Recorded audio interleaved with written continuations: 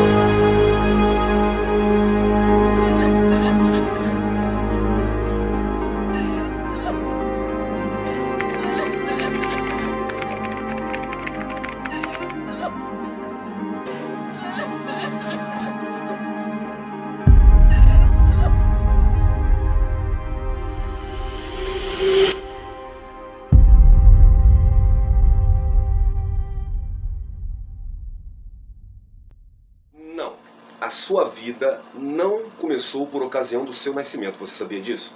A vida, cientificamente, biblicamente, começa no ato da fecundação, tá?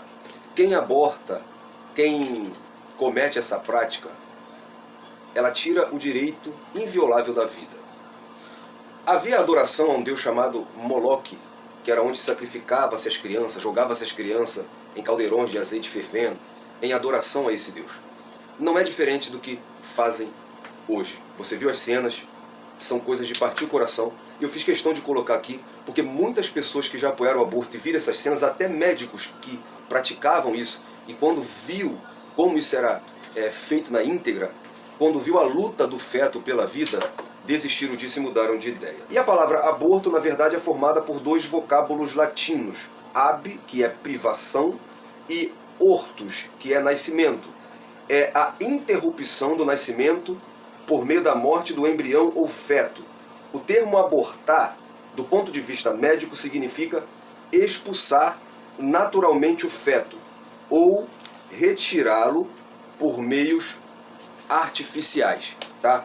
Diversas legislações, até mesmo não cristãs, são contrárias, sempre foram, à prática proposital do aborto, tá? O Código de Hammurabi, por exemplo, Hipócrates, um médico grego do IV século a.C., o Código Criminal do Império do Brasil, a prática do aborto era considerado crime, tá? E dava prisão e trabalho forçado, tá? O Código de Napoleão também, de 1769 a 1821, era crime hediondo, e isso são legislações não cristãs. Agora, o que a Bíblia diz sobre o aborto? A vida humana é sagrada por se tratar de um ato criativo de Deus. Gênesis 2,7. E formou o Senhor Deus o homem do pó da terra e soprou em suas narinas o fôlego da vida e o homem foi feito alma vivente. O princípio da sacralidade assegura a dignidade da pessoa humana e a inviolabilidade do direito da vida. Salmo 36,9. Porque em ti está o manancial da vida, na tua luz veremos a luz. A militância ideológica não reconhece que a sacralidade da vida está ligada à santidade da vida. Considera-se o homicídio de criança já nascido, mas defendem o assassinato dessas crianças ainda no ventre. No Antigo Testamento, tá? Na lei mosaica, provocar intencionalmente a interrupção da gravidez da mulher é considerado criminoso, tá? Vamos ver aqui no Êxodo, capítulo 21, do versículo 22 ao 23. Se alguns homens pelejarem e ferirem uma mulher grávida e forem causa de que aborte, porém se não houver morte, certamente aquele que feriu será multado conforme o que lhe impuser o marido da mulher e pagará diante dos juízes. Mas se houver morte por aborto, então darás vida por vida, tá? Então, o aborto é considerado crime na lei de Moisés. E no Decálogo, o 6º mandamento é não matarás, ou literalmente não assassinarás. Êxodo capítulo 20, no versículo 13. O aborto no Novo Testamento. Tá? Jesus ratificou o 6º mandamento, não matarás, lá em Mateus 5, 21, também 19 e 18. Os apóstolos também, tá? Em Romanos 13, 9 e em Tiago 2, 1 é ratificado esse 6º mandamento. O aborto na história da igreja. A igreja que mantém o princípio teológico da atividade bíblica, conforme 2 Timóteo 3,16, que diz que toda a escritura é divinamente inspirada, tá? Essa igreja ela defende a dignidade humana, a sacralidade e a inviolabilidade da vida desde sua concepção. O Didaquê, que é os ensinos dos 10 apóstolos, condena o aborto. Não matarás o embrião por aborto e não farás perecer o recém-nascido. Tertuliano ensinou que a morte de um embrião tem a mesma gravidade do assassinato de uma pessoa já nascida e considera um pecado grave. Agostinho, Jerônimo, Tomás de Aquino, todos consideravam o aborto um assassinato antecipado e, portanto, era pecado se abortar. Tá? Agora, as concepções errôneas para justificar o aborto. A fecundação, embrião e feto são nome das 3 etapas da gestação. Quanto aos cientistas, muitos concordam que a vida tem início na fecundação, quando o espermatozoide e o óvulo se fecundam, gerando a nova célula, chamada zigote. O homem, desde a fecundação, não é um aglomerado de células, como dizem os cientistas ateus e materialistas. É um ser completo e composto: espírito, alma e corpo. Um outro argumento usado pelos pró-abortistas é: o feto não é plenamente humano.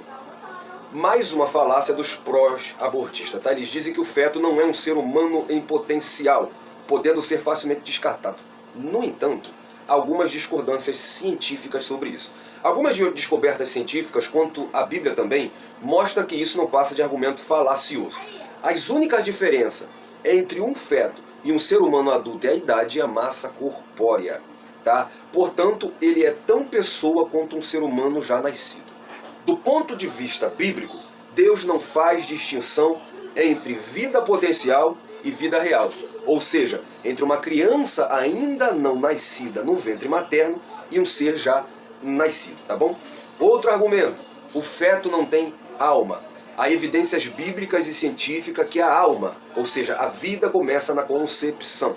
Na biologia e na medicina, é fato aceito que a vida de qualquer organismo individual inicia no momento da concepção ou fertilização. Do ponto de vista bíblico, a origem da vida se inicia na concepção. Salmo 139, verso 13. Pois já possuístes as minhas entranhas, cobriste-me no ventre de minha mãe. Jeremias 1,5. Antes que te formaste no ventre, te conheci, e antes que saíste da madre te santifiquei, e as nações te dei por profeta. Lá em Lucas 1:41, quando Isabel ouviu a saudação de Maria, o texto diz que o menino saltou no seu ventre. Tá? A mulher tem direito sobre o seu próprio corpo. É o principal argumento feminista. Meu corpo, minhas regras.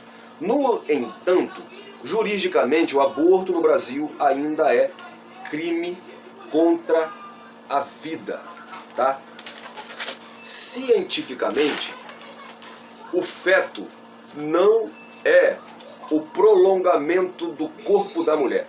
Dados científicos mostram que a partir da concepção, o feto ele já tem o seu próprio sexo, que pode diferir do da mãe, suas próprias ondas cerebrais, seu próprio tipo sanguíneo. A partir da 40ª semana, ele já pode ter seu tipo sanguíneo e até ser diferente do da mãe, e até suas próprias impressões digitais. Logo, ele é um indivíduo dentro de outro. Ele não é continuidade do corpo da mulher, para que ela use esse argumento. Meu corpo, minhas regras. Seu corpo é a sua regra, mas a regra principal é a lei, que ainda diz que é crime. E se é seu corpo e suas regras, não vale para o bebê que está no ventre e não é continuidade do seu corpo, mas sim um corpo próprio, um ser dentro de outro ser. Tá bom? Sendo assim, biblicamente a violência contra outro corpo é pecado, tá? Gênesis 9:6, Romanos 13:9, Tiago, capítulo 2, no versículo 11, tá? Quem derramar o sangue do homem pelo homem, o seu sangue será derramado, porque Deus fez o homem conforme a sua imagem. Então é pecado a violência contra outro corpo.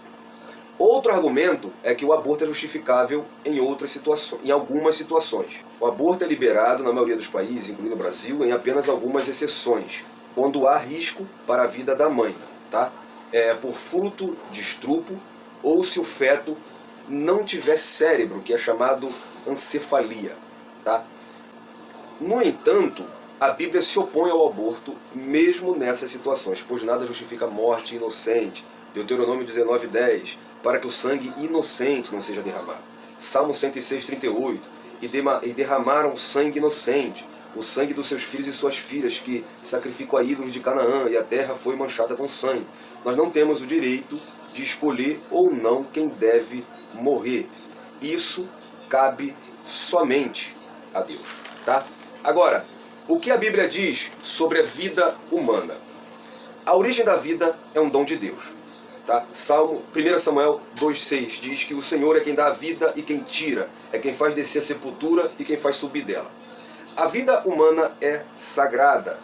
Deus fez o homem à sua imagem e semelhança. Gênesis 1:26. O corpo é templo do Espírito Santo, conforme 1 Coríntios 3:16. A vida humana deve ser respeitada e protegida. O decálogo, os 10 mandamentos, desses 10, 6 dizem a respeito ao nosso compromisso com o nosso próximo.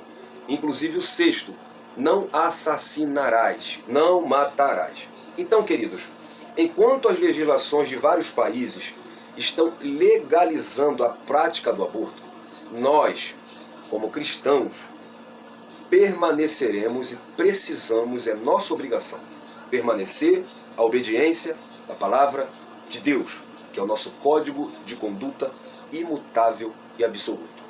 Somente Deus, que criou o homem à sua imagem, tem o direito de pôr fim à vida humana, seja a um ser humano em gestação ou um já nascido. Portanto, é nosso direito, é nosso dever, como cristãos, nos opor a esse tipo de conceito, tá? Tudo isso, querido, é fruto do espírito da Babilônia que já está entre nós. Esse espírito da Babilônia, ele faz uma deturpação da doutrina bíblica do pecado. Essa deturpação vem por meio do ensino progressista. Esse ensino progressista coloca a criatura se valendo mais do que o Criador. E aí nós chegamos nesses tipos de pensamentos, aonde querem violar o direito da vida antes mesmo de um ser já conseguir se defender. Mas nós, que já podemos, precisamos fazer isso, tá?